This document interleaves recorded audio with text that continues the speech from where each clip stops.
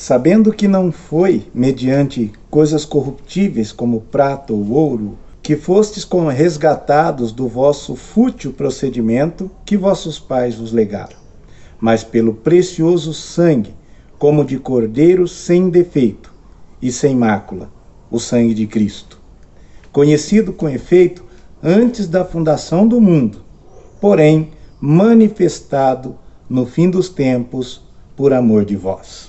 Nosso desafio aqui hoje é respondermos uma pergunta crucial e muito importante, principalmente nos tempos difíceis que estamos vivendo. Se Deus existe, por que permite que coisas ruins aconteçam?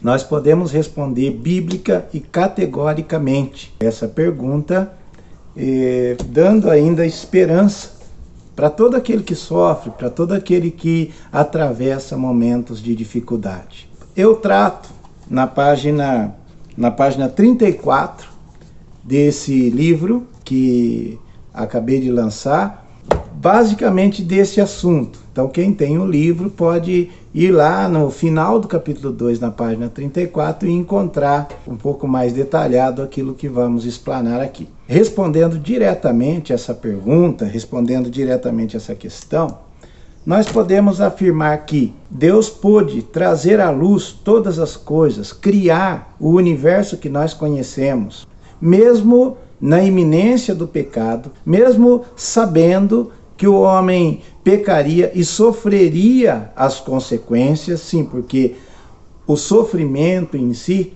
é consequência direta do pecado.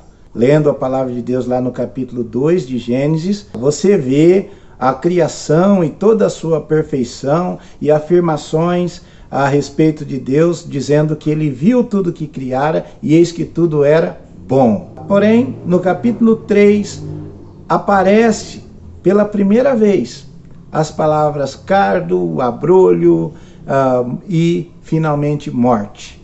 Ali é dada a sentença de morte como consequência final do pecado. A alma que pecar, essa morrerá. Mas Cristo Jesus, segundo o apóstolo Pedro, que escreveu para irmãos que estavam sofrendo extremas dificuldades, extremos desafios, sendo perseguidos e torturados de todas as maneiras, Pedro escreve para consolá-los e fala com eles que a solução para todo o pecado e toda a dor ocasionada por ele estava em Cristo Jesus, já antes da fundação dos séculos. O Evangelho não é, portanto, um plano B, feito às pressas para corrigir algo que o pecado provocou. Onde abundou o pecado, superabundou a graça, porquanto em Cristo Jesus, que já havia se apresentado a Deus voluntariamente,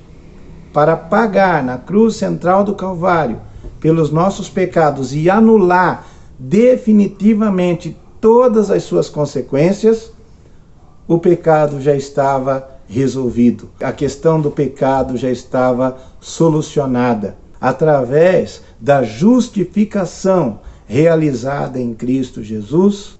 Deus podia então criar um homem para habitar com ele para todo sempre, livre de toda dor, de toda mágoa, de tudo aquilo que o pecado pode causar.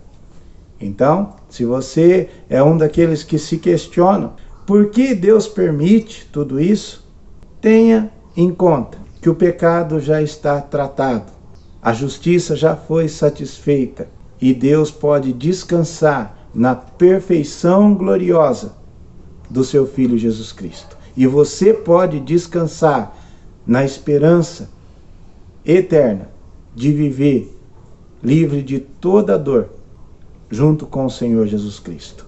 Paulo diz: tenho por certo que a angustiosa situação presente não há de se comparar com a glória por vir a ser revelada em nós. Que Deus nos abençoe e que vivamos nessa esperança.